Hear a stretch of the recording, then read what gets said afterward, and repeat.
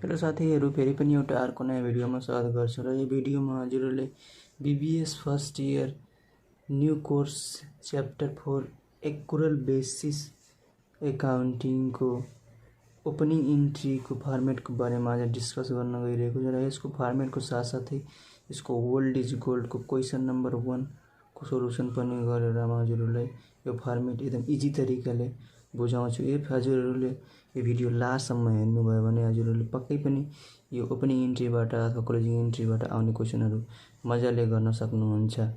र हाम्रो च्यानलमा नयाँ हो भने हाम्रो च्यानललाई सब्स्क्राइब पनि गरिदिनु होला र भिडियो मन पर्छ भने भिडियोलाई लाइक पनि गरिदिनु होला र आफ्नो साथीहरुमा शेयर पनि गरिदिनु होला र केही नबुझेको खण्डमा हाम्रो कमेन्ट बक्समा कमेन्ट पनि गर्नु होला। र यो भन्दा अगाडिको भिडियोमा हजुरहरूको लागि financial analysis of financial statement को भिडियोहरु पनि आफ्नो च्यानलमा अपलोड गरिसकेको छु र इफ हजुरहरूले हेर्नु भएको छैन भने त्यहाँ डिस्क्रिप्सनमा लिंक भिडियोको हुन्छ, त्यसमा क्लिक गरेर हजुरहरूले भिडियोहरु हेर्न सक्नुहुन्छ। र त्यसमा म फर्मुलाहरुलाई लाइफ टाइम कसरी मेमो गर्ने, क्वेशनबाट फर्मुलाहरु कसरी बनाउने भन्ने कुराहरु पनि डिस्कस गरेको छु। सो हजुरहरूले त्यो भिडियो हेर्नु होला र त्यसबाट त्यो च्याप्टरबाट 15 देखि 10 मार्क्स को क्वेशनहरु आउने सम्भावना हुन्छ। त्यही भएर त्यो भिडियोहरु नछुटाउनु होला। छुटाउनु भएछ भने डिस्क्रिप्सन को लिंकमा क्लिक गरेर हेर्नु होला। ल साथीहरु, अब यो भिडियोको टपिक तर्फ हामीहरु लागौं र यो भिडियो हामी सुरु गरौं। ल अब सर्वप्रथम यहाँ म ओपनिङ इन्ट्री को फर्मेट को बारेमा डिस्कस गर्छु। यहाँ अब ओपनिङ इन्ट्री को फर्मेट सेम जर्नल इन्ट्री को फर्मेट जस्तै छ। डेट छ, पार्टिकुलर छ, अनि त्यसपछि पीआर नम्बर, अनि त्यसपछि डेबिट अमाउन्ट, अनि क्रेडिट अमाउन्ट भनेर छ।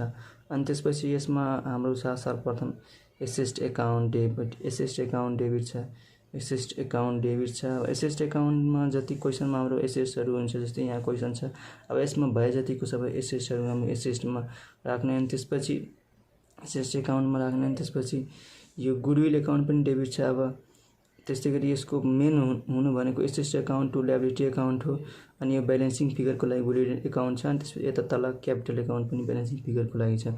फर एक्जाम्पल हाम्रो यो लायबिलिटी साइडमा धेरै छ। फर एक्जाम्पल यहाँ हाम्रो 10,000 छ, 10,000 छ, हैन 10,000 छ यहाँ हाम्रो, र लायबिलिटी साइडमा हाम्रो 20,000 भयो भने 10,000 ले यता हाम्रो कम छ, 10,000 ले कम छ। त्यही भएर हामीले 10,000 यता थापेर गुडविल अकाउन्ट लेखेर 10,000 यता थपिन्छ। त्यसलाई हामी गुडविल अकाउन्ट डीआर भनेर भनिन्छ। इफ क्रेडिट साइडमा धेरै अमाउन्ट भयो भने ग्रेटर देन भयो भने क्रेडिट साइडको अमाउन्ट ग्रेटर देन भयो एसेट साइडको भन्दा भने जति अमाउन्टले ग्रेटर देन हुन्छ त्यति अमाउन्ट थप्नको लागि हामी गुडविल अकाउन्ट भनेर लेखिन्छ। अनि त्यसपछि यस्तै क्रेडिट साइडमा पनि अब फर एक्जाम्पल यता 20,000 भयो, यता 10,000 भयो भने 10,000 ले यता कम छ। फर एक्जाम्पल यहाँ 30,000 भयो अनि यहाँ 20,000, 10,000 ले यता कम छ, अनि 10,000 ले यता थप्न पर्यो भने यो 10,000 ले यता जुन थपिन्छ त्यसलाई हामीले क्यापिटल अकाउन्ट भनिन्छ। 10,000 ले थपेर हामीले क्यापिटल अकाउन्ट भनेर ल्याउन सकिन्छ, ब्यालेन्स गर्न सकिन्छ।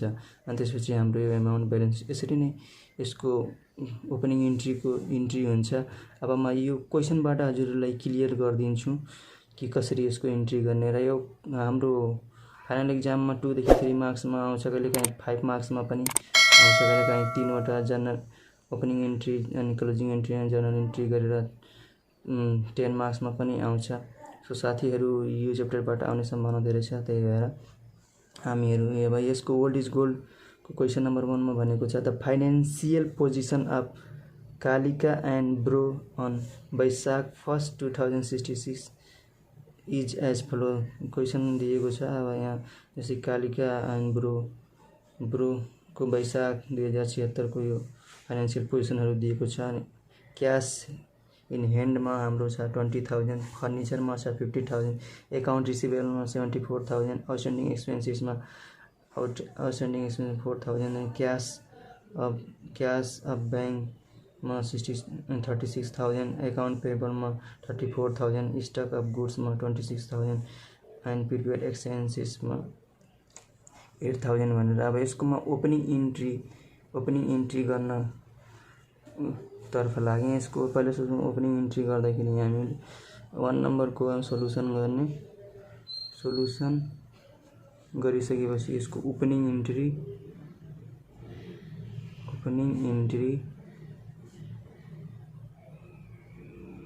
ओपनिङ इन्ट्रीमा सर्वप्रथम हामीले डेट राख्ने अनि पार्टिकुलर अनि पीआर अनि डेबिट रुपीज एन्ड क्रेडिट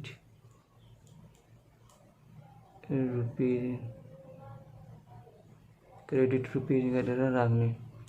अनि त्यसपछि यो फर्मेट हाम्रो भयो।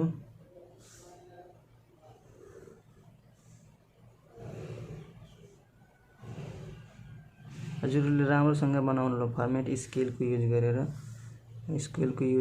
त्यही भएर फर्मेट क्लियर भएन। अनि अब डेट दिएको छ हाम्रो फर्स्ट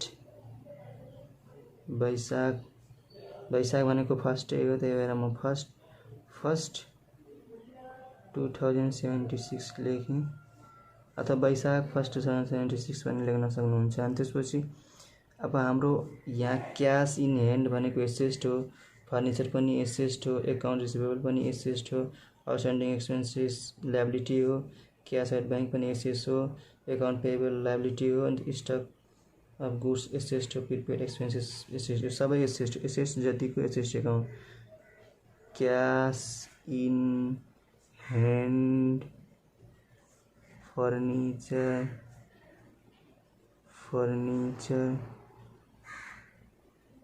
अनि एकाउन्ट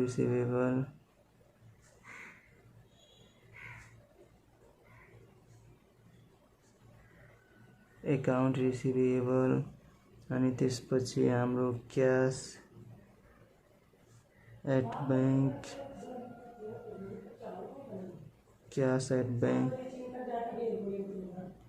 स्टक अफ गुड्स अनि प्रिपेड एक्सपेन्सेस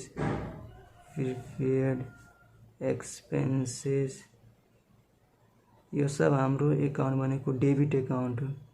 सब जति एकाउन्ट छ यो सब हाम्रो डेबिट एकाउन्ट हो, सब डीआर हो, डेबिट एकाउन्ट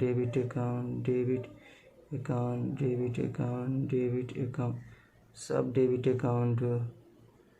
अनि त्यसपछि हाम्रो क्रेडिट एकाउन्टमा पनि छ 2 आउटस्ट्यान्डिङ एक्सपेन्सेस छ एन्ड एकाउन्ट पेएबल छ 2 एकाउन्ट पेएबल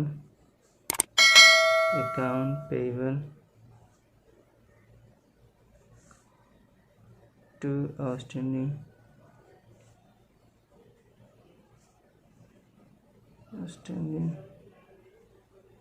एक्सपेन्सेस एकाउन्ट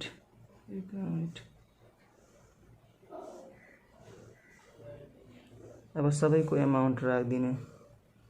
साथीहरू यहाँ एउटा लाइन छोड्न पर्ने तर म छोडेन, बिर्सेँ। अनि त्यसपछि म यहाँ बिचमा लेखेर गरिदिन्छु इफ गुडविल एकाउन्ट आयो भने।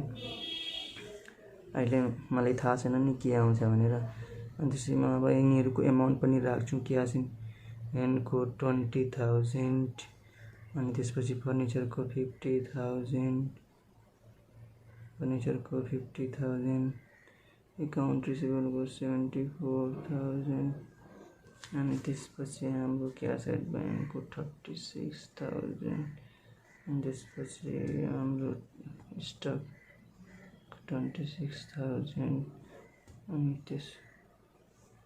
26,000 हो यो।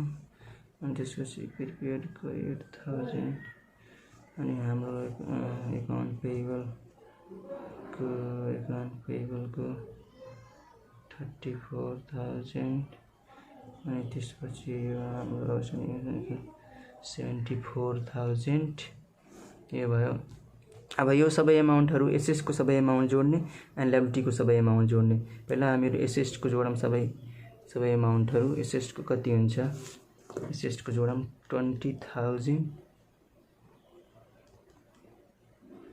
Plus 50,000 plus 74,000 plus 36,000 plus 26,000 plus 8,000 गर्दाखेरि हाम्रो 2,14,000 हो। 2,14,000 आयो, यो 2,14,000 आयो। अनि त्यसपछि यो 34 अब क्रेडिट को जोड्ने लायबिलिटी साइड को जोड्ने प्लस 74,000 यो 1,08,000 आयो। डेबिटमा हाम्रो टोटल भनेको 2,14,000 आएको थियो अनि क्रेडिटमा हाम्रो आयो 1,08,000।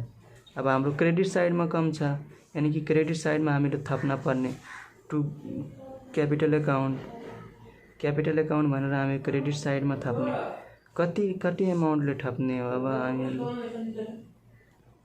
साथीहरु यो हाम्रो मिस्टेक भएछ। यो आउटस्ट्यान्डिङ एक्सपेन्सेस चाहिँ हाम्रो 74 नभएर 4,000 मात्र हो। म 4,000 लाई गरेँ अनि त्यसपछि यताको फिक्स्ड एसेट साइडको लायबिलिटी साइडमा 34,000 प्लस 4,000 गर्दाखेरि 38,000 हुन्छ।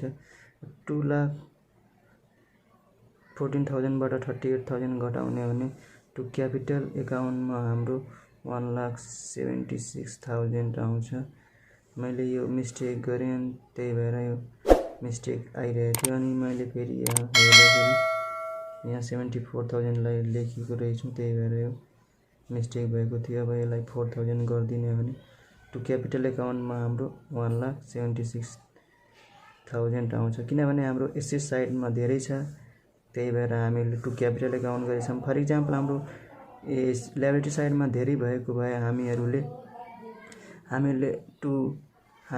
यता गुडविल अकाउन्ट भनेर हामीले लेख्न पर्थ्यो तर हाम्रो क्यापिटल साइडमा कम छ अनि लायबिलिटी साइडमा कम छ त्यही भएर हामीले लायबिलिटी साइडमा टु क्यापिटल अकाउन्ट भनेर हामी 1,76,000 लेखेका छौँ। यसरी नै साथीहरु यो हाम्रो भयो अनि यसको अब न्यारेसन पनि लेख्न पर्छ। यसको न्यारेसन लेख्दाखेरि हामीले लेखिदिने बिङ अघिमा जुन भनेको थिए बिङ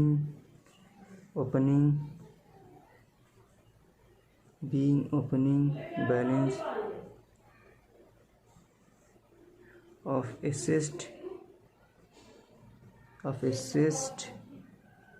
liability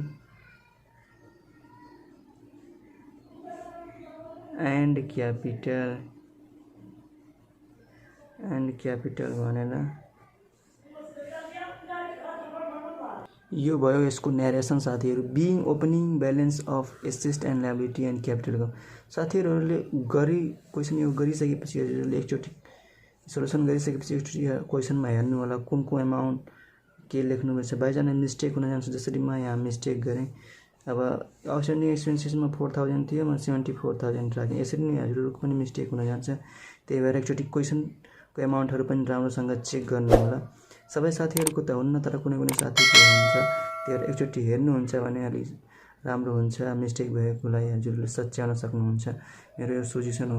मबाटै सुरुमै मिस्टेक भयो त्यही भएर म हजुरहरुले यो भनिरहेछु। यति भन्दै म यो भिडियोलाई यही अन्त गर्छु र अर्को भिडियोमा फेरि यसको क्लोजिङ एन्ट्रीको क्वेशन र त्यसको फर्मेट लिएर आउने छु र हजुरहरुले यो भिडियोलाई लास्टसम्म हेरिदिनु भएकोमा धेरै धेरै धन्यवाद।